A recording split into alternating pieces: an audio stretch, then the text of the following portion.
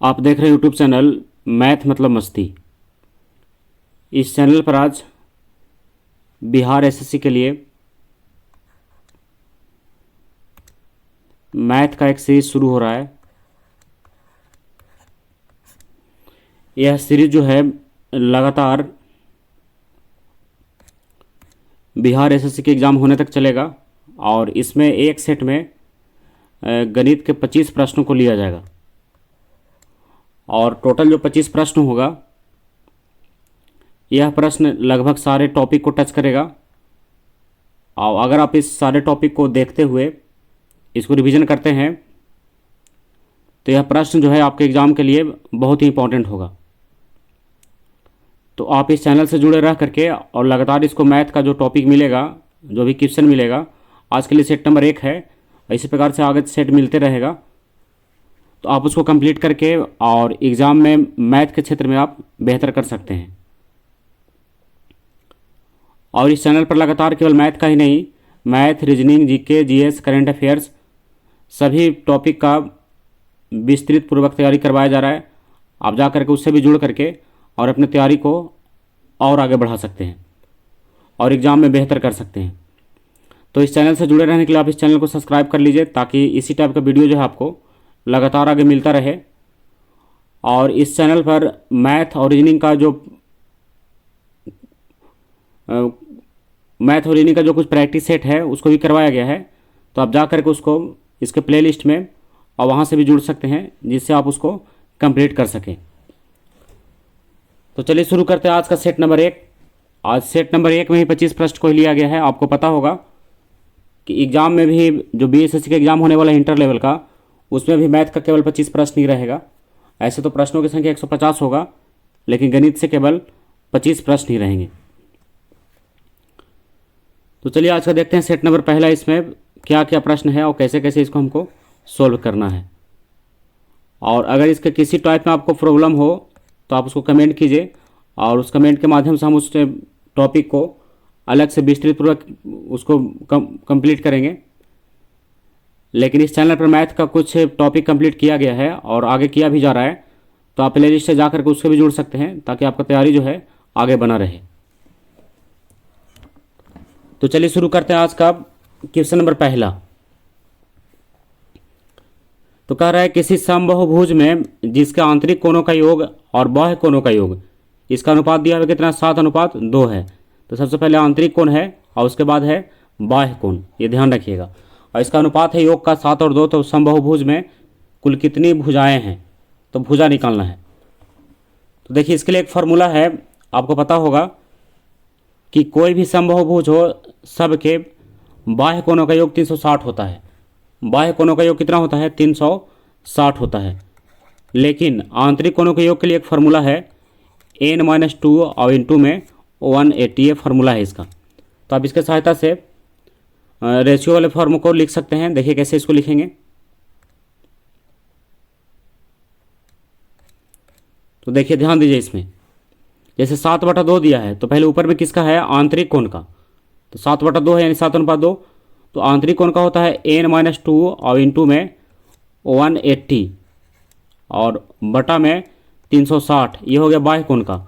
और दोनों का अनुपात कितना है 7/2 यानी 7:2 है। तो ऐसे हम लोग इसको लिख सकते हैं। क्लियर है। अब यहाँ पर क्या होगा, n जो क्या है, n दिखा रहा है भुजाओं की संख्या, तो इसको छोटा करेंगे, n का जो वैल्यू आएगा वही आंसर होगा। तो ये कटेगा 2 बार में और 2 से कटेगा 2, और यहाँ पर आपको दिख रहा होगा कि बच रहा है n-2 बराबर 7। और यहाँ से अगर n का वैल्यू निकाला जाए तो n बराबर हो जाएगा 7 और 2 9। देखिए तो ऑप्शन नंबर इसका बी सही है, कितना होगा 9 होगा। तो ये दोनों फार्मूला को आप ध्यान रखिएगा। ये तो डायरेक्ट निकल जा रहा है, लेकिन इसके लिए फार्मूला है आंतरिक कोणों के योग के लिए। कई बार इस टाइप से पूछा जाता है कि किसी समबाहुभुज के 9 भुजाएं हैं, तो आप बताइए उसके आंतरिक कोणों का योग कितना होगा। तो इसी फार्मूला का यूज़ करके आप उसको ही बना सकते हैं। तो चलिए अब चलते हैं क्वेश्चन नंबर 2 में। कह रहा है एक दुकानदार प्रत्येक सामान के अंकित मूल्य पर 20% की छूट देता है और 24% लाभ कमाने के लिए प्रत्येक सामान का अंकित मूल्य उसके क्रय मूल्य से कितना प्रतिशत अधिक होगा। तो देखिए, तो ये क्वेश्चन यहाँ तक खत्म हो गया। आते हैं दूसरे प्रश्न में। तो मान लीजिए कि उस वस्तु को खरीद करके कितना में लाया है, खरीद करके लाया है 100 रुपया में। कितना में लाया है खरीद करके? 100 रुपया में। और उसको बेचना चाहता है कितना में? 24% के लाभ पर बेचना चाहता है। तो उसको बेचना चाहता है कितना में, यानी विक्रय मूल्य उसका कितना रखना चाहता है वो, विक्रय मूल्य यानी बेचना चाहता है, विक्रय मूल्य के कितना हो गया, ये 24% लाभ यानी 124 में। देखिए बेचना चाहता है कितना में, 124 में। और कह रहा है कि अंकित मूल्य पर 20% की छूट देता है। अंकित मूल्य पर क्या करता है? 20% की छूट देता है अंकित मूल्य पर। तब इसके लिए क्या होगा? तो देखिए इसके लिए क्या होगा, 124 जो इसका मूल्य है ये तो विक्रय मूल्य होगा, छूट के बाद इतना में बेचेगा वो। तो आप इसी से तुलना कीजिए, जैसे 124 क्या है, ये विक्रय मूल्य है, लेकिन विक्रय मूल्य कब है? 20% छूट के बाद है विक्रय मूल्य। कितना परसेंट छूट के बाद? 20%। तो अगर 124 में बेच रहा है और कह रहा है कि 20% का छूट दे करके बेचे हैं, तो 20% के छूट के लिए आप कितना लिखिए, इसको 80 लिखिए। और निकालना है क्या? निकालना है इसका क्रय मूल्य, इसलिए गुना कर दिए इसको 100 से। क्रय मूल्य नहीं, इसका अंकित मूल्य निकालना है। यहाँ पर क्रय मूल्य हम लोग 100 माने थे, लेकिन फिर से इसमें अंकित मूल्य को भी 100 माना जा सकता है। अंकित मूल्य को 100 मान करके और 20% छूट पर कितना बेच रहा है? 80 में। यही 80 को तुलना कर रहे हैं हम लोग। तो 124 हो गया विक्रय मूल्य, लेकिन 124 कब हुआ? 20% छूट के बाद। और वही अगर 100 में खरीदा होगा तो उसमें नहीं, 100 रुपया अगर उसका अंकित मूल्य होगा तो 20% छूट पे कितना बेचेगा? 80 में। तो 124 वही है और 80 भी वही है, तो दोनों का तुलना हो गया। और गुना किया 100 से, किसके लिए? क्रय मूल्य के लिए। इसका क्रय मूल्य नहीं, अंकित मूल्य के लिए। किसके लिए? अंकित मूल्य के लिए। तो अब यहाँ पर छोटा कीजिए इसको, तो 0 से गया 0, 4 त्रिके 12 और 4 एकम 4 और 4 दूना 8 और 2 पचे 10। कितना आ गया? 5 एकम 5 और 5 त्रिके 15, यानी आ गया 155 रुपया। कितना रुपया उसका अंकित मूल्य होगा? ये हो गया अंकित मूल्य। कितना हो गया? 155। तो वस्तु खरीद करके लाया था 100 में और बेच रहा है कितना में? 124 में, लेकिन उस पर लिख रहा है कितना? 155 लिख रहा है। कितना लिख रहा है? 155। तो कितना परसेंट बढ़ा करके लिखना होगा? तो खरीद के लाया है 100 में और लिखना पड़ेगा उसको 155।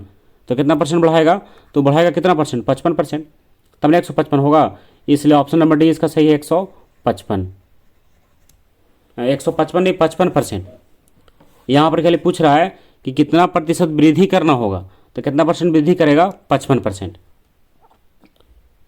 कहे कि 155 लिख दिया है, तो 100 को लिख रहा है 155, मतलब 55% की वृद्धि। तो चलिए क्वेश्चन नंबर 2 भी क्लियर हो गया। अब चलते हैं क्वेश्चन नंबर 2 में। अगर आप इसी टॉपिक को यानी लाभ और हानि वाले चैप्टर को अगर आप विस्तार पूर्वक समझना चाहते हैं तो आप इसमें अगर कमेंट करते हैं तो हम इस चैप्टर को जरूर है कि इसमें विस्तार पूर्वक लेकर के आएंगे, ताकि आपको क्या हो, ये पूर्ण रूप से समझ में आ सके। और इसमें जितना भी हम टॉपिक बताते हैं इसमें लगभग सारा टॉपिक जो है बिना एक्स का होता है। जैसे देख रहे हो यहाँ पर कहीं पर एक्स इसमें माना नहीं गया है, तो बिना एक्स का ही लगभग टॉपिक होगा। बस कुछ टॉपिक में ही एक्स माना जाएगा। तो ये टॉपिक जो है बिना एक्स के बना सकते हैं, और यह जो नियम है बनाने का ये बहुत ही यूनिक है। तो आप इसको सीख करके बड़े ही कम समय में आप इसको सोल्व कर सकते हैं। तो चलिए शुरू करते हैं क्वेश्चन नंबर 3। तो देखिए तीसरा प्रश्न क्या है, कह रहा है कि 3 क्रमागत बट्टों, देखिए 3 बट्टा दिया हुआ है, 20%, 15% और 10%, और इसका निकालना है समतुल्य बट्टा कितना होगा। इसके लिए एक फार्मूला है, लेकिन फार्मूला जो है बस 2 बट्टा के लिए लागू होता है, यानी 2 बट्टा को एक साथ करने के लिए एक फार्मूला है। तो इन दोनों को एक साथ करके और फिर जो आएगा उसको हम लोग इसके साथ तुलना कर देंगे, तो फिर एक साथ हो जाएगा तीनों। तो देखिए फार्मूला क्या है, फार्मूला है समतुल्य बट्टा बराबर x + y और -xy और बटा में लिखिए 100। यही क्या है, इसका समतुल्य बट्टा का फार्मूला है। समतुल्य बट्टा बराबर इतना % होगा, ये समतुल्य बट्टा का फार्मूला। तो इसमें x मानिए 20 को, तो क्या हो जाएगा 20 और प्लस y मानिए 15 को, 15 और -20 गुना 15 और बटा हो गया 100। अब छोटा कीजिए, 20 × 5 = 100, 5 × 3 = 15, तो 20 से 15 कितना हो गया 35, और 35 में से 3 गया कितना बचेगा 32, यानी ये निकल करके कितना आया 32% आया। कितना परसेंट? 32%। यानी 20 और 15 मिलकर का आया 32, तो 32 यहाँ हो गया। अब 32 और 10 एक साथ होगा, तो फिर से ही फार्मूला को दोबारा लगाएंगे। तो देखिए 32 और किसको 10 को एक साथ करना है, तो इसमें हम लोग क्या करेंगे, 32 प्लस 10 और माइनस 32 गुने 10 और बटा में 100। देखिए हो गया। तब यहाँ छोटा करेंगे इसको, ये 0 गया इसका, और इसमें देखिए पूरा पूरा कटेगा नहीं तो हम लोग 10 से इसको भाग दे देंगे, तो 32 और 10 42, और 42 में से हो जाएगा कितना माइनस 32 बटा 10 है, तो ये हो जाएगा 3.2 हो जाएगा। कितना हो जाएगा 3.2। अब हम इसको क्या करेंगे, इसको अगर माइनस करें तो कितना आएगा, ये आएगा 38.8%। कितना परसेंट, 38.8%। कहा कि 38 तो ये 39 हो गया और 3 हो गया 42, तो कितना आ गया फाइनल आंसर इसका 38.8%। तो ऑप्शन नंबर डी इसका सही है, 38.8%। क्लियर है। तो बस आप इसके लिए फार्मूला को ध्यान रखिएगा, ये फार्मूला समतुल्य बट्टा बराबर x plus y minus x y बटा 100। चलिए अब चलते हैं क्वेश्चन नंबर 4 में। तो क्वेश्चन नंबर 4 में चलने के लिए हम उसके पहले जरा इसको डिलीट कर लेते हैं यहाँ पर से। और अगर आप इस वीडियो को और विस्तार से देख रहे हैं तो आप इसको रोक करके इस वीडियो को आप वहाँ से इसको लिख भी सकते हैं, ताकि आपका कंप्लीट जो है पूर्ण रूप से होता रहे। तो आप इस वीडियो को रोक करके अब इसको नोट कर लीजिए, तब तक हम इसमें आगे बढ़ते हैं।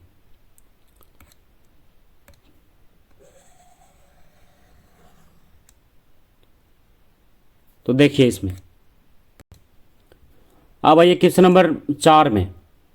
देखिए 3 के पावर 81 प्लस 3 के पावर 82, 3 के पावर 83, 3 के पावर 84 और 3 के पावर 85, ये सब प्लस में दिया हुआ है और कह रहा है कि किस अभाज्य संख्या से ये विभक्त है। तो इसमें आप क्या कीजिए, 3 के पावर 81 को कॉमन लीजिए। देखिए सब में मिला है 3 के पावर 81, तो यहाँ से 81 निकालिए तो कुछ नहीं तो 1 बचेगा, और यहाँ से 81 निकालिए तो 1 अभी बचेगा क्योंकि 82 है, और फिर 3 के पावर 83 है तो इसको निकालिए तो कितना बचेगा 2 बचेगा। 81 2 83। अब 84 है कितना बचेगा 3 के पावर 3 बचेगा। अब 85 है तो 3 के पावर 4 बचेगा। 3 के पावर 81 कॉमन लेने के बाद इतना सब इसमें बचेगा। तो ये हो गया 3 के पावर 81। आप देखिए सबको जोड़ करके अब एक साथ कीजिए, तो 3 के पावर 4 कितना बचेगा। 3 के पावर 4 को सोल्व करें कितना होगा, ये हो जाएगा, देखिए हम यहाँ पर जोड़ दे रहे हैं, 3 3 9, 9 3 27, 27 3 81, 81 हो गया। 3 का क्यों यानी 27, और 3 का स्क्वायर यानी 9, और 3 और 1 4। चलिए ये हो गया। अब जोड़िए इसको, 9 4 13, 13 7 20 और 20 और 1 21, कितना बच गया 2 बच गया। तो 8 2 10 और 2 12, कितना आ गया 121 आ गया। कितना आ गया 121। आप देखिए किससे कटेगा,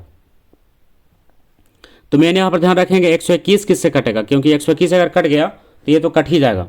तो आपको दिख रहा होगा यहाँ स्पष्ट रूप से कि ये 11 से कट सकता है। किससे 11 से, इसलिए ऑप्शन नंबर बी इसका सही है, क्योंकि 11 से पूरा पूरा विभाज्य है। कितना बार में 11 बार में पूरा पूरा कट जा रहा है 11 बार में ये, तो इसलिए किससे विभाज्य है, किस अभाज्य संख्या से, तो 11 से। तो ऑप्शन नंबर बी इसका सही होगा। क्लियर। अगर आप इस क्वेश्चन को नोट करना चाहते हैं तो वीडियो को रोक करके नोट कर लीजिए। हम इसमें बढ़ते हैं आगे। अगला क्वेश्चन क्या है, तो देखिए क्वेश्चन नंबर 5 में है, 5 से विभाज्य 5 लगातार संख्याओं का योगफल 165 है। देखिए 5 से विभाज्य है और 5 लगातार है, और संख्याओं का योगफल कितना है 165 है। तो उनमें सबसे बड़ी संख्या और सबसे छोटी संख्या का अंतर जो है कितना होगा। तो देखिए इसके लिए आपको थोड़ा सा लॉन्ग मेथड इसमें अपनाना होगा, जिसके सहायता से आप इसको बड़े आसानी से बना सकते हैं, उतना टाइम लगेगा नहीं। जैसे 5 से कटने वाला है तो पहला संख्या होगा x, दूसरा कितना होगा x प्लस 5, और तीसरा कितना होगा x प्लस 10, और चौथा कितना होगा x प्लस 15, और पाँचवा कितना होगा x प्लस 20, और सबको जोड़ करके कितना है योगफल इसका 165 है। देखिए तो 1 2 3 4 5 हो गया, तो x कितना हो गया, तो 5x हो गया।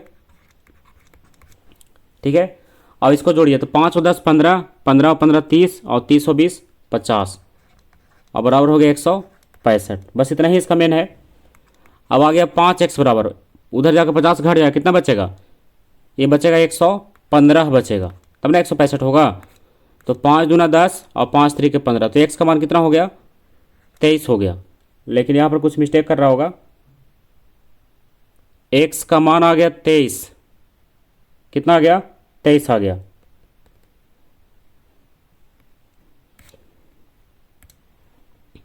देखिए यहाँ पर 23 तो आया है, अगर आप 23 मानते हैं तो देखिए यहाँ पर क्या आपको गड़बड़ दिख रहा होगा।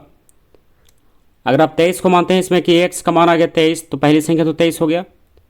तो क्या पहली संख्या 23 हो सकता है? देखिए यहाँ क्वेश्चन में क्या कह रहा था, 5 से विभाज्य है। क्या है? 5 से विभाज्य है। तो क्या 23 5 से विभाज्य है? नहीं है, लेकिन इसी आधार पर इसका आंसर लगा दिया है।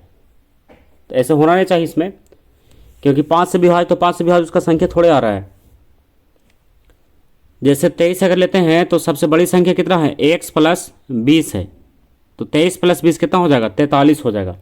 एक हो गया 43 और सबसे छोटी संख्या हो गया 23, और इसी को माइनस करके आंसर लिख दिया है। 3 में से 3 गया 0 और 4 में से 2 गया 2, लगा दिया है ये 20। लेकिन इस क्वेश्चन में डॉट है। डॉट इसलिए है क्योंकि संख्या जो निकल कर आ रहा है, क्या आ रहा है? 5 से कटने वाला नहीं आ रहा है, कह रहा है कि 5 से कटने वाला होगा। लेकिन अब बनाने के नियम को समझ रहा हूँ कैसे बन रहा है। तो इस टाइप के प्रश्न में हम इसको फिर से देख करके आपको क्लियर कर देंगे, लेकिन बनाने का जो नियम है यही सही है। आप इसको ऐसे ही कंप्लीट कर सकते हैं। अब चलते हैं क्वेश्चन नंबर 6 में। तो देखिए छठा प्रश्न क्या है। छठा में कह रहा है कि x प्लस 1/x बराबर है, तो x square plus 1/x square बराबर कितना होगा? तब इसको ऐसे लिखिए कि x प्लस 1/x बराबर कितना है? a है। तो दोनों ओर स्क्वायर कर दीजिए, यानी दोनों ओर वर्ग करने पर, तो इधर भी वर्ग और इधर भी वर्ग। तो ये हो गया a प्लस बी का होल स्क्वायर। तो a स्क्वायर और प्लस बी स्क्वायर और प्लस 2ab, तो 2ab और बराबर a स्क्वायर। बहुत ईजी प्रश्न है इस टाइप का। तो यहाँ पर आप देख रहे हो कि x है, इसका कैंसिल हो गया, बच गया कितना? बच गया x square plus 1/x square, और ये प्लस 2 बच रहा है, तो उधर जाकर माइनस 2 हो जाएगा।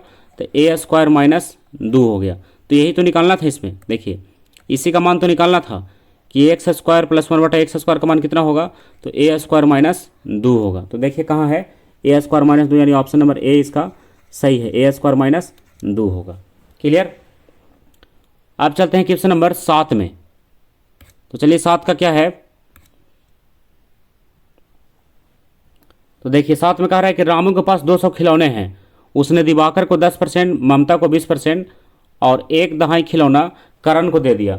तो वितरण के बाद रामू के पास कितना खिलौना बचा? बहुत ही ये प्रश्न है। तो इसके पास टोटल खिलौना कितना है? 200। तो 200 में दिवाकर को दिया 10% और ममता को दिया 20%।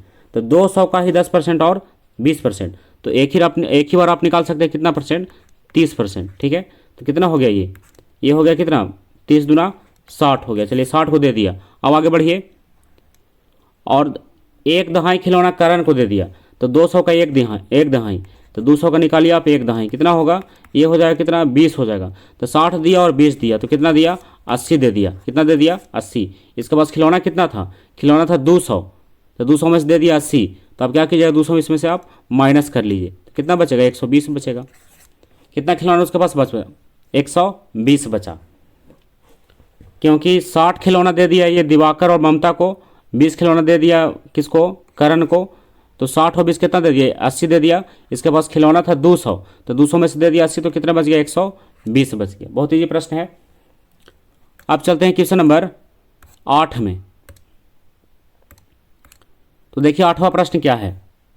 8वां प्रश्न में यहाँ पर क्या किया है, कुछ अंक लिया है। इसमें आप देख रहे होंगे ऊपर में कि 6.5 और इंटू में है 4.7 और फिर है 6.5 और इंटू में है 5.3। तो ऊपर में आप देख रहे होंगे कि 6.5 हम लोग कॉमन ले सकते हैं। ऊपर में 6.5 को कॉमन लीजिए, तो कॉमन लिए तो कितना बचेगा? ये 4.7 बचेगा। और फिर प्लस कितना बचेगा? ये 5.3 बचेगा। ऊपर का हो गया। अब आइए नीचे में कितना है? 1.3 फिर से कॉमन लीजिए नीचे में, तो यहाँ पर कितना बचेगा? 7.9 बचेगा। और फिर प्लस में कितना बचेगा? 6.9 बचेगा। क्या कि 1.3 निकाल लिए हैं, तो नीचे वाला माइनस है। देखिए हम यहाँ पर मिस्टेक से प्लस लिख दिए हैं, नीचे वाला क्या है? माइनस है। ये इसका माइनस है, तो माइनस करना होगा इसको माइनस कीजिए। ये है माइनस। तो आप देखिए ऊपर में क्या है? ये 6.5 है और इसको जोड़िए, तो 7 3 10, 5 4 9 और 1 10 हो जाएगा, यानी 6.5 और इंटू में हो जाएगा कितना, ये हो जाएगा 10 जोड़ने के बाद, और नीचे में है 1.3, इसको घटाइए, 9 में से 9 जाएगा 0, और 7 में 6 जाएगा खाली 1 बचेगा। ठीक है, तो आप देखिए इसका पॉइंट से पॉइंट तो खत्म हो जाएगा, क्योंकि एक अंक के बाद पॉइंट है इसका, तो 1 गया पॉइंट से पॉइंट, तो 13 पचे 65, तो कितना बच गया, 10 पचे 50, तो यही 50 इसका आंसर होगा। क्लियर, तो ऑप्शन नंबर कौन सा सही है, ऑप्शन नंबर डी इसका सही है कि 50 होगा। तो इस टाइप के प्रश्न को देखने के बाद आप इसको डायरेक्ट कभी भी सोल्व नहीं कीजिए, या तो कोई फार्मूला लगेगा या तो फिर कहीं से इस टाइप से कॉमन होगा, कहीं डायरेक्ट इसमें बनाना जो आपको बहुत महंगा पड़ सकता है। अब आते हैं क्वेश्चन नंबर 9 में। तो देखिए 9 में क्या है, क्वेश्चन नंबर 8 वाला आप अगर नोट करना चाहते हैं तो वीडियो को बैक करके आप वहाँ से नोट कर सकते हैं, और वीडियो को रोक करके फिर वहाँ बैक कीजिए, उसको नोट कर लीजिए। अब चलते हैं क्वेश्चन नंबर 9 में। कह रहा है केशव ने हिंदी में 59 अंक प्राप्त किया। देखिए सबका अलग अलग दिया होगा इसमें, हिंदी का हो गया 59, और गणित का हो गया 72, और विज्ञान का हो गया 50, और अंग्रेजी का हो गया 73, और समाजशास्त्र में हो गया 71, और इसमें प्रत्येक विषय में अधिकतम अंक कितना था, 100 था। मतलब प्रत्येक विषय का अधिकतम अंक कितना हो गया, 100 हो गया। तो कुल अंक कितना हो गया इसका, कुल अंक तो 1 2 3 4 5 विषय मतलब 500। ठीक है, अब इसमें आप देख लीजिए कि कितना अंक प्राप्त किया ही। कह रहा है कि केशव को कितने प्रतिशत अंक प्राप्त हुए। तो पहले तो जोड़ते हैं कितना अंक लाया ये, तो एक का है 59, और फिर है 72, और फिर है 50, और फिर है 73, और फिर है 71। देखिए 5 का हो गया। अब इसको आप जोड़िए, तो सबको जोड़ेंगे, इसमें कितना आता है, तो 9 2 11, 11 1 12, 12 3 12 3 15, कितना आ गया, 15 आ गया। तो 5 लिख दिए यहाँ। अब इसको जोड़िए, 7 दूनी 14, 7 21, 21 और 10 31, और 31 और 1 32 हो गया, यानी 325 हो गया। कितना हो गया, 325, और लाया है कितना, 325 लाया है 500 में। तो यहाँ पर क्वेश्चन क्या बन गया कि 325 500 का कितना परसेंट। तो 500 को रखिए नीचे और 325 को रखिए ऊपर, और परसेंट के लिए गुना कर दीजिए इसको 100 से। तो अब इसका 0 से 0 गया।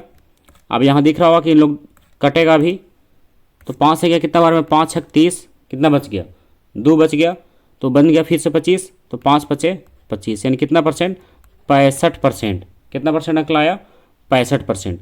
तो अब 65% आपको दिख रहा होगा, ऑप्शन नंबर बी इसका सही है, 65%।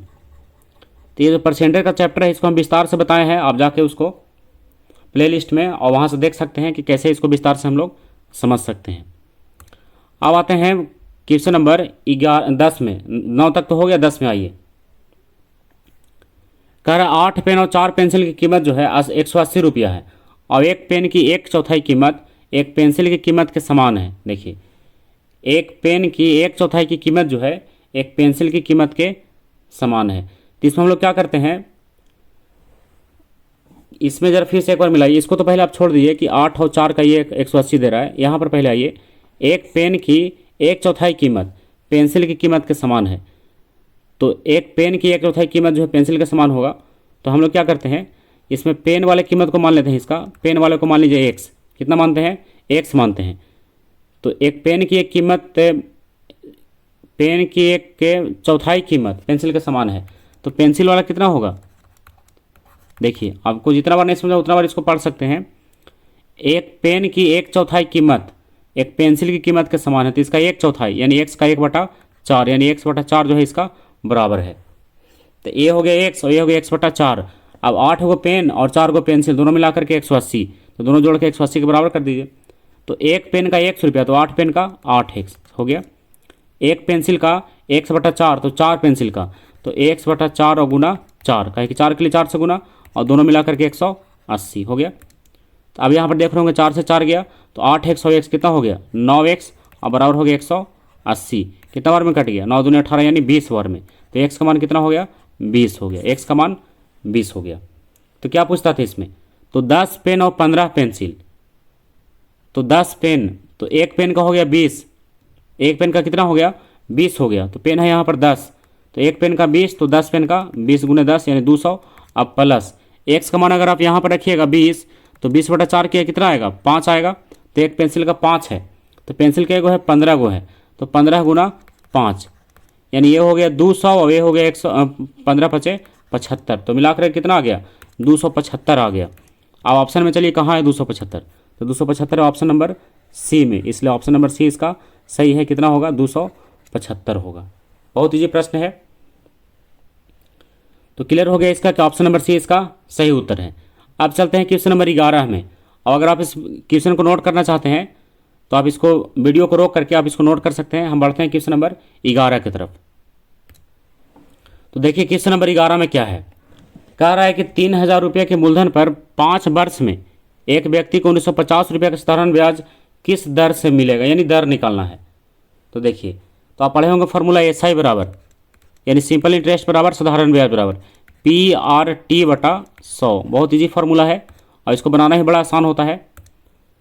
तो एक व्यक्ति को 1950 रुपये का साधारण ब्याज, तो 1950 इसका साधारण ब्याज हो गया, तो 1950, P हो गया 3000 मूलधन इसका, और R निकालना है और T हो गया कितना 5 वर्ष, और बटा में हो गया 100। यहाँ से किसका मान निकलेगा R का, तो वही R इसका आंसर होगा। तो छोटा कीजिए इसको, तो इसमें देखिए 00 इसका कट गया, 00 गया 00 के साथ, और इसको 5 से छोटा किए, 5 से तो ये कट ही रहा है, 5 3 15, कितना बच गया 4, 5 9 45, कितना बच गया 0। ठीक है, अब यहाँ पर ये कट रहा है, एक 0 से एक और 0 इसको छोटा कर दिए, देखिए ये 0 और ये 0, और 3 से कटे कितना बार में 13 तिया 39, यानी R बराबर कितना परसेंट 13%। तो ऑप्शन नंबर चलिए किस में, ऑप्शन नंबर बी में 13%। ये किसका फॉर्मूला है साधारण ब्याज का, किसका साधारण ब्याज का। साधारण ब्याज बराबर मूलधन गुने समय गुने दर बटा 100, ये आप पढ़े होंगे। तो क्वेश्चन नंबर 11 क्लियर हो गया। अब चलते हैं क्वेश्चन नंबर 12 में। तो देखिए 12 का क्या है,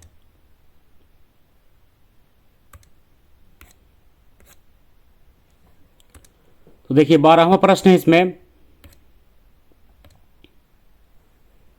कह रहा है 4 लड़का एक काम को 15 दिन में पूरा कर सकता है, तो 15 लड़का उसी काम को कितना दिन में पूरा करेगा। देखिए 4 लड़का एक काम को कितना दिन में करेगा 15 दिन में। तो हम लोग क्या करते हैं, एक लड़का का निकालते हैं। तो इसमें एक लड़का का निकालने के लिए क्या करेंगे, इसको 4 से डिवाइड करेंगे, काम निकालना है इसमें। तो 4 लड़का कर सकता है, 4 बॉय लिख देते हैं, 4 बॉय कार्य कर सकता है कितना दिन में 15 दिन में। तो एक बॉय कर सकता है कितना दिन में 15/4 दिन में। तो कितना बॉय का पूछता है 15 बॉय का, देखिए 15 लड़का का, तो यहाँ पर क्या करेंगे 15 से इसको गुना कर देंगे। तो ये तो मिस्टेक कर रहा है लेकिन आंसर तो मिल नहीं रहा है। तो इसमें देखिए थोड़ा सा मिस्टेक क्या हो रहा है, देखिए इसमें एक छोटा सा मिस्टेक हो रहा है, आप इसको देखिए, इसको कैसे समझ सकते हैं। मिस्टेक तो छोटा सा है लेकिन पूरा आंसर को गलत कर दे रहा है। देखिए 4 लड़का किसी काम को कर सकता है कितना दिन में 15 दिन में, थोड़ा समझिएगा। 4 लड़का कितना दिन में 15 दिन में। तो एक लड़का कितना दिन में करेगा 15/4 दिन में। क्या है पूरा कार्य कर देगा कितना दिन में 15/4 दिन में। कितना लड़का, एक लड़का, देखिए एक लड़का इसी कार्य को करेगा 15/4 दिन में। लेकिन यहाँ पर पूछता है कि 15 लड़का रहेगा तब कितना दिन में करेगा। तो एक लड़का का कार्य है कितना 15/4, लेकिन हम लोग जब भी इसको एक साथ करते हैं तो इसमें एक दिन का कार्य निकाल के किया आता है। जैसे एक लड़का का पूरा कार्य है 15/4 दिन में, तो एक दिन का कार्य होगा 4/15, और निकालना है कितने लड़का का 15 लड़का का, इसलिए इसको गुना कर दीजिए 15 से। देखिए इस टाइप से होता है। तो 15 से गया 15, बच गया कितना दिन 4 दिन, तो यही 4 इसका आंसर होगा। यानी इसके समय और कार्य वाले प्रश्न में जब भी हम लोग निकालते हैं तो एक दिन का निकाल के उसको जोड़ा जाता है या गुना जाता है, किया जाता है, या तो फिर घटाया जाता है। तो ये 15/4 क्या है, तो 15/4 है पूरा कार्य। एक लड़का पूरा कार्य कर सकता है 15/4 दिन में, लेकिन एक लड़का का एक दिन का कार्य तो उल्टा हो जाएगा 4/15, और 15 लड़का का तो 15 से गुना कर दीजिए, तो बच गया कितना 4 दिन में। क्लियर। तो अगर इस टाइप के प्रश्न में भी आपको प्रॉब्लम हो तो आप इसके लिए भी कमेंट कर सकते हैं, हम इस टॉपिक को भी कंप्लीट करेंगे।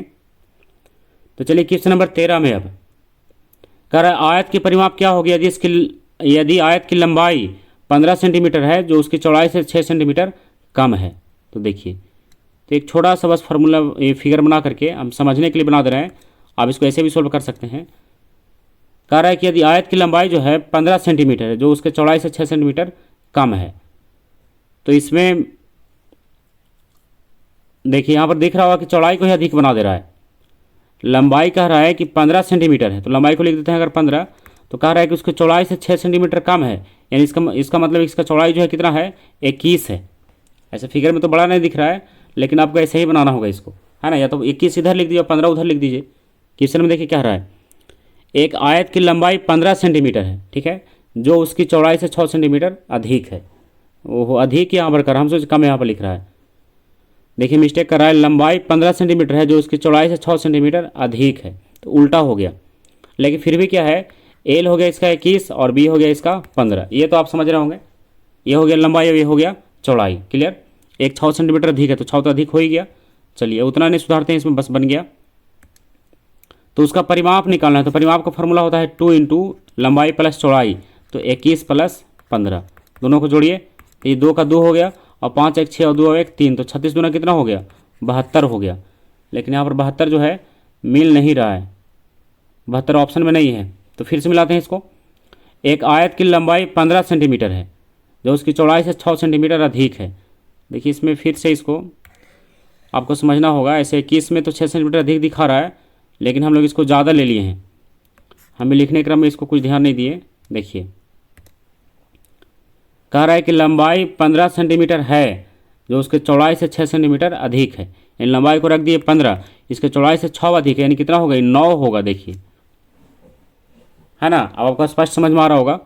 लंबाई 15 सेंटीमीटर है, ठीक है 15 सेंटीमीटर, और जो उसके चौड़ाई से 6 सेंटीमीटर अधिक है, तो चौड़ाई से 6 अधिक हो गया, 9 6 15। आप इसको निकालिए, 2 इंटू लंबाई प्लस चौड़ाई, यानी 15 प्लस 9, तो कितना हो गया 2 इंटू 24, 15 5 20 4 24, तो कितना हो गया 24 दूना 48। देखिए मिल रहा होगा ऑप्शन नंबर बी। देखिए ये इसका कॉमन मिस्टेक हो रहा था, ऑप्शन नंबर बी इसका सही है। कितना सेंटीमीटर 48 सेंटीमीटर। अब आते हैं क्वेश्चन नंबर 13 के बाद 14 में। तो देखिए 14 का प्रश्न क्या है। 14 में कह रहा है कि दो संख्याओं में से छोटी संख्या बड़ी संख्या की 1/6 है, यदि उसका योग 49 है तो बड़ी संख्या ज्ञात करें। तो देखिए कह रहा है कि दो संख्याओं में छोटी संख्या जो है बड़ी संख्या का 1/6 है। देखिए छोटी संख्या बड़ी संख्या का 1/6, तो आप इसको ऑप्शन से भी सोल्व कर सकते हैं। दोनों का योग 49 है और इसमें क्या निकालना है, बड़ी संख्या निकालना है। तो छोटी संख्या कैसे निकलेगा, बड़ी संख्या का 1/6 करेंगे, तो 40 का 1/6 करेंगे तो होगा नहीं, तो ऑप्शन भी आंसर भी नहीं होना चाहिए, ताकि 1/6 पूरा पूरा हो नहीं रहा है बड़ी संख्या का, ये हो रहा है, लेकिन ये भी नहीं हो रहा। 32 का 1/6 नहीं निकलेगा। अब आइए 36 में, तो अगर बड़ी संख्या को मानते हैं 36, तो छोटी संख्या कितना होगा 36 का 1/6, तो कितना हो गया 6 6 36, और जोड़ने के बाद कितना होना चाहिए 49 होना चाहिए। 49 आ रहा है, नहीं आ रहा है, तो 36 भी नहीं होना चाहिए, 36 भी गलत होगा। और 42, तो देखिए 42 में क्या होगा, एक हो गया बड़ी संख्या 42, और छोटी संख्या क्या है बड़ी संख्या का 1/6 है, तो 6 7 42, तो कितना हो गया 7 और 42, 42 7 कितना हो गया 49 हो गया। तो ऑप्शन नंबर यही तो सही हो गया, क्या है 49 आ रहा है यहाँ भी जोड़ने के बाद, तो ऑप्शन नंबर डी इसका सही है। कितना होगा 49 होगा। क्लियर। तो आप इस टाइप से भी कुछ प्रश्न को हल कर सकते हैं ताकि आपका टाइम जो है इसमें बचत हो। अब आते हैं 15 में, कह रहा है कि 4 अंकों की वह बड़ी से बड़ी संख्या ज्ञात करें जिसे 12 18 21 24 में से प्रत्येक से भाग देने पर हर दशा में कितना शेष बचे, 7 शेष बचे। देखिए इसको कैसे बनाएंगे। तो आइए क्वेश्चन नंबर 15 में कह रहा है 4 अंकों की बड़ी से बड़ी संख्या, तो 4 अंकों की बड़ी संख्या कितना होगा, तो 4 अंकों की बड़ी संख्या होगा 4 व 9 लिख दीजिए, ये क्या है 4 अंकों की बड़ी संख्या है। अब कह रहा है 12 18 21 और 24 में से प्रत्येक से भाग देने पर, तो ऐसी स्थिति में क्या करते हैं हम लोग 12 18 21 और 24 सबका आप क्या निकालिए एलसीएम निकालिए। तो एलसीएम कितना होगा सबका, तो सबका एलसीएम होगा कितना, तो इसको आप एलसीएम निकाल करके देखिएगा, सबका एलसीएम आएगा 504 आएगा। कितना आएगा 504। एलसीएम में अगर कोई समस्या हो तो आप उसके लिए कमेंट कर सकते हैं, उसके लिए अलग से वीडियो बनाएंगे। हम यहाँ पर चाहते नहीं कि वीडियो को ज़्यादा लंबा करें, अगर आपको कोई डाउट हो तभी इसको हम बनाएंगे। तो अब आप क्या कीजिए 504 से डिवाइड कीजिए 9999 में, तो इसमें हम डायरेक्ट शेष की बात करते हैं, शेष कितना बचेगा। तो आप इसको बना करके देखिए शेष कितना बचेगा, तो शेष इसका बचेगा 423 बचेगा। कितना बचेगा 423, और भागा दे रहे हैं कितना से 504 से दे रहे हैं, और शेष बच रहा है इसका 423। तो उसके लिए क्या करना होगा इसमें, तो उसके लिए आप क्या कीजिए इसमें से डायरेक्ट 423 को माइनस कर दीजिए। क्या करेंगे 423 को माइनस करेंगे तो पूरा पूरा कट जाएगा, और आगे अगर बढ़ाएंगे तो 4 अंक से 5 अंक का हो जाएगा। तो हम लोग क्या करेंगे, ये 9,999 जो है इसमें से माइनस कर देंगे 423 को। तो 9 में से 3 का कितना बचेगा, 6 बचेगा, और 9 में से 2 गया 7 बचेगा, और 9 में से 4 गया 5 बचेगा, और 9 का 9 बचेगा। कितना बच गया, 95 76। तो ऑप्शन नंबर कौन सही है इसका, ऑप्शन नंबर सही है बी। कितना होगा, 95 76 होगा। ठीक है, अब आते हैं क्वेश्चन नंबर 16 में। तो 16 का देखिए क्या है। अगर आप किसी भी क्वेश्चन का सॉल्यूशन नोट करना चाहते हैं तो उसके लिए आप वीडियो को रोक करके और इसको नोट कर सकते हैं, क्योंकि इसी स्पेस में हम सबको एक ही जगह बना रहे हैं, इसलिए इसको बारी बारी से डिलीट करते चलते हैं। चलिए अब देखते हैं क्वेश्चन नंबर 16। कह रहा है कि 1820 रुपये का साधारण ब्याज 9 मार्च 2023 से 21 मई 2023 तक 7.5% प्रति वर्ष की दर से कितना होगा। क्या साधारण ब्याज कितना होगा, कब से कब तक। 9 मार्च, देखिए मेन इसका यही है, 9 मार्च 2023 से लेकर के 21 मई 2023 तक कितना होगा। तो सबसे पहले समय को आप निकालिए, कितना बता रहा है ये, 9 मार्च 2023 से 21 मई 2023 तक। तो देखिए कितना होगा इसमें। तो पहले समय निकाल लेते हैं कितना होगा। तो देखिए 9 मार्च है, तो मार्च में 31 के लिए 9 खत्म हो गया, तो कितना बच गया, बच गया केवल इसका 22, कहे कि 22 9 31। चलिए मार्च का क्लियर हो गया। अप्रैल का हो गया 30, और मई का केवल 21, और सबको जोड़िए। तो जोड़ने के बाद कितना आएगा, जोड़ने के बाद आएगा ये 2 1 3 और 3 2 5 2 7 73।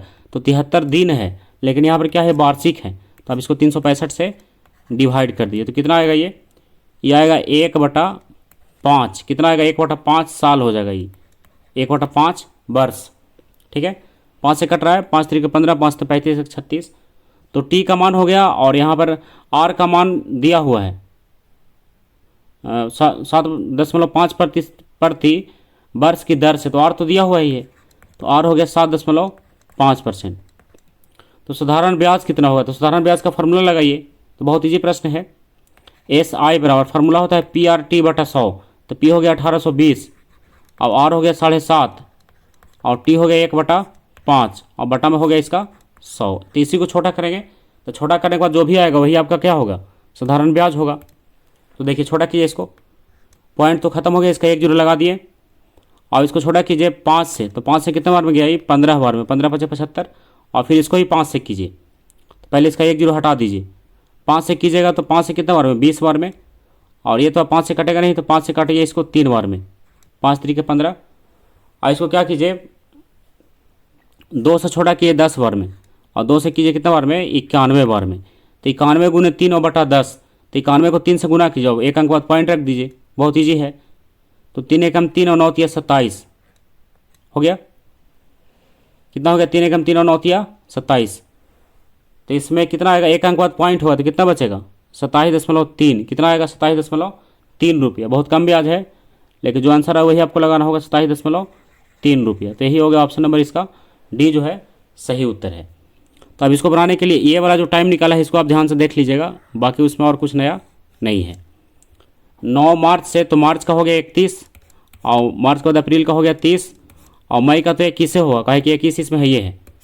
तो 31 में हमको 31 नहीं लेना है, 9 तो बीत ही गया, तो लेना है 22। चलिए ये 30 का तो 30 होगा, और 21 का तो 21 होगा ही, क्योंकि यहाँ तक तो चलना ही है। तो 22 30 21, देखिए वही हो गया 73। तो 73 दिन आया, लेकिन साल में बदलने के लिए वर्ष में फिर 365 से भाग दिया उसको, तो कितना आ गया, 1/5 आ गया, और बाकी आर दिया हुआ है। तो ऐसे ही का फॉर्मूला आपको पता होगा कि PRT/100, उसी से सोल्व हो गया। अब आते हैं क्वेश्चन नंबर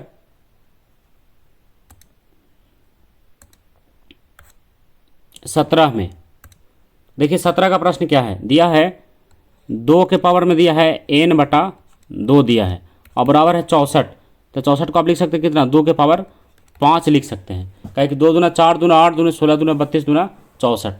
तो आपको पता होगा कि अगर बेस समान हो तो पावर इसका समान हो जाता है। तो देखिए 2 2 दोनों का मिल रहा है, तो यहाँ पर हो गया n/2 बराबर कितना हो गया, 5 हो गया। तो n का मान कितना आ गया, n का मान आ गया 5 दूना 10, लेकिन n+2 पूछता है, तो n+2 तो 2 जोड़ दीजिए, तो 10 और 2 12 हो जाएगा। तो ऑप्शन नंबर ए इसका सही कितना होगा, 12 होगा। क्लियर। अब दो संख्या जिसका मध्यानुपाती 24 है और तृतीय अनुपाती कितना है, 1536 है। तो संख्याओं का योग कितना होगा। तो देखिए इसमें कैसे बनेगा। तो देखिए क्वेश्चन नंबर 18 है कि मध्यानुपाती और तृतीयानुपाती का संबंध है इसमें। तो आप ये फार्मूला आप कहीं ना कहीं देखे होंगे, ए अनुपात बी और समानुपात है बी अनुपात सी। तो इसको हम लोग ऐसे लिख सकते हैं। तो इसी में आप वैल्यू रख करके इसको सॉल्व कीजिएगा, आपका आंसर जो यहाँ से कंप्लीट होगा। ये हम आपके HW के लिए छोड़ देते हैं। इसका आंसर कितना आएगा, 102 आएगा। और अगर आपसे नहीं बने तो आप इसको फिर कमेंट कीजिएगा। चलिए यहाँ पर बी का मान जैसे है 1536, आप इसको रख करके इसमें पुट कीजिएगा तो ए और सी का एक साथ निकलेगा। उसके बाद इसमें आप निकाल सकते हैं मध्यानुपाती की सहायता से।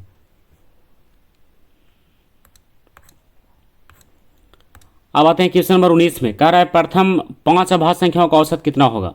तो प्रथम 5 अभाज्य संख्या, तो अभाज्य संख्या कहाँ शुरू होता है। तो अभाज्य संख्या शुरू हुआ कितना से, 2 से। कितना से, 2 से। तो 2 3 5 7 11, 5 हो गया। और इसको भाग दे दिए कितना से, 5 से। इसको जोड़िए कितना आता है। तो जोड़ने के बाद आएगा 28, 11 7 18, 18 और 5 23, 23 3 26 और 2 28। तो 28/5 यानी कितना हो गया, भाग देने के बाद 5.6 हो गया। तो ऑप्शन नंबर इसका सही है सी, 5.6। क्लियर। अब आइए 20 में। तो 4 क्रमागत प्राकृत संख्या है जो 3 से विभाजित हैं का योग 498 है। तो इनमें सबसे बड़ी संख्या कितना होगा। तो देखिए तो इसमें 4 क्रमागत प्राकृत संख्या जिसका योग जो है 498 है। तो इसमें आप क्रमागत के लिए आप एक्स भी मान सकते हैं या बिना एक्स का भी हम इसको लंबे वीडियो में बताए हैं, आप जाकर के वहाँ देख सकते हैं। नहीं तो अगर एक्स मानिए तो एक्स मानिए। और प्राकृतिक संख्या है तो एक जुटेगा। और 4 है तो 4 बार निकालिए x+1 और फिर x+2 और फिर x+3, 4 हो गया। और सब जोड़ने के बाद कितना आएगा, सबको ऐड कर दीजिएगा। तो जोड़ने के बाद आएगा सबसे कितना, 498 आएगा। कितना आएगा, 498। और वहाँ पर सब एक्स का वैल्यू निकाल करके और सबसे बड़ी संख्या निकाल सकते हैं। ठीक है। तो जो प्रश्न आपसे बनने लायक उसको हम छोड़ दे रहे हैं, उससे आगे बढ़ रहे हैं। 2 मोबाइल में से प्रत्येक को 5,000 रुपये में बेचने पर एक पर 10% का लाभ, देखिए मेरी इसी को समझिएगा, और दूसरे पर 10% का हानि हुआ। तो पूरे लेन देन में लाभ या हानि क्या हुआ। तो इसके लिए भी एक फार्मूला है इस टाइप के प्रश्न में, x + y - xy और बटा 100, जिस टाइप से हम अभी समतुल्य बटा बताए थे। तो एक हो गया 10 और दूसरा भी हो गया 10, तो -10 × 10 और बटा 100 हो गया। देखिए ये कट गया पूरा। और ये कितना हो गया, तो एक यहाँ पर भी माइनस होगा। देखिए मिस्टेक करके यहाँ पर भी क्या होगा, एक प्लस एक माइनस है ना। जैसे ये हो गया प्लस और ये हो गया माइनस। प्लस मतलब लाभ और माइनस मतलब हानि। तो ये क्या बचेगा, ये तो कट गया प्लस माइनस, तो बच गया खाली माइनस में 1। तो इसका मतलब क्या है कि 1% का हानि हो रहा है। तो 1% का हानि कहाँ है, ऑप्शन नंबर सी में है 1% का हानि। कितना होगा, 1% का हानि होगा, यानी ऑप्शन नंबर सी इसका सही है।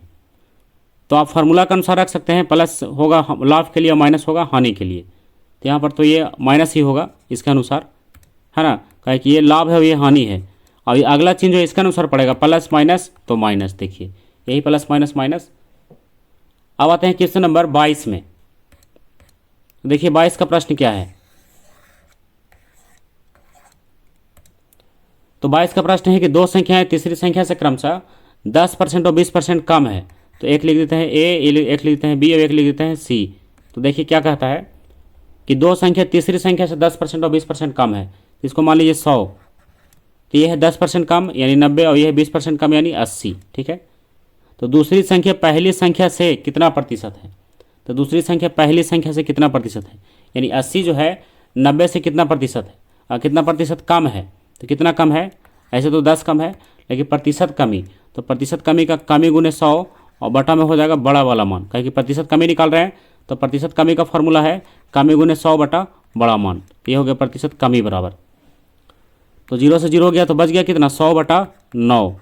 तो 100/9 को पूर्णांक बदलिए तो 9, 11 - 99 और 1 बच गया, यानी 11.1/9%। तो ऑप्शन नंबर इसका नीचे 9 है ना, तो ये ऑप्शन नंबर हो गया बी। देखिए ए नहीं होगा, कहे कि 9.1/11 है, 11.1/9। तो ऑप्शन नंबर बी इसका सही है। अब आते हैं क्वेश्चन नंबर 23 में।